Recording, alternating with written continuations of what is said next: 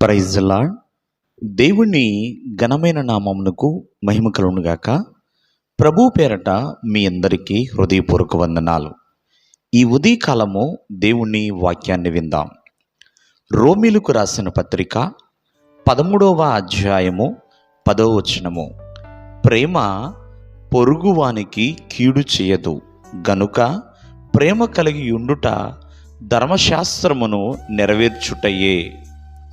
ప్రేమైన వల్లరా, పొరుగువానికి కీడు చేయని ప్రేమ అండి. అటువంటి ప్రేమ కలిగి ఉండాలి. భక్తుడైన పౌలు అంటున్నాడు, ప్రేమ ఎప్పుడు కూడా నిష్కపటమైనదిగా ఉండాలి.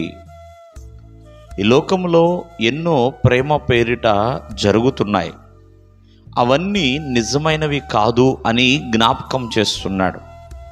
ఒకసారి ఆలోచించండి, ప్రేమ కపటముగా ఉండటమో లేకపోతే స్వలాభాన్ని కోరుకోవటమో అటువంటి ప్రేమ ఎప్పుడు కూడా నిజమైనది కాదండి. లేకపోతే నియంత్రించే విధముగా ఉండటం, భయం కలిగి ఉండటం, ఇవన్నీ కూడా నిజమైన ప్రేమలు కాదు. ప్రేమ అంటే ఒకరి శ్రేయస్సు కోరి, ఒకరి సంతోషము కోరి నడుచుకునేదే నిజమైన ప్రేమ. అందుకని ఇక్కడ భక్తుడు అంటున్నాడు, ప్రేమ పొరుగువానికి కీడు చేయదు. ప్రేమ ఎప్పుడు కూడా పొరుగువానికి కీడు చేయదండి. ఈ లోక ప్రేమలు చాలామంది ప్రేమ అని చెప్తున్నారు, కానీ ఆ ప్రేమలో ఏం దాగుతుందంటే వాళ్ళకి స్వలాభం రాకపోయినా, ఆ ప్రేమ వాళ్ళకు అనుకూలంగా లేకపోయినా కీడు తలపెడుతున్నారు. అంటే ప్రేమ పేరుతో మోసం చేస్తున్న వాళ్ళు చాలామంది ఉన్నారు, హాని తలపెడుతున్న వాళ్ళు చాలామంది ఉన్నారండి. బైబిల్ గ్రంథం సెలవిస్తుంది, ఎప్పుడు కూడా ప్రేమ కీడు చేయదు.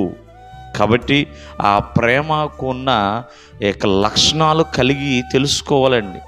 నిష్కపటంగా ఉండాలి, స్వార్థము లేనిదిగా ఉండాలి, ఇతరులు శ్రేయస్సు కలిగించే విధముగా ఉండాలి, ఇతరులకి సంతోషమును ఆనందముగా ఉండాలి.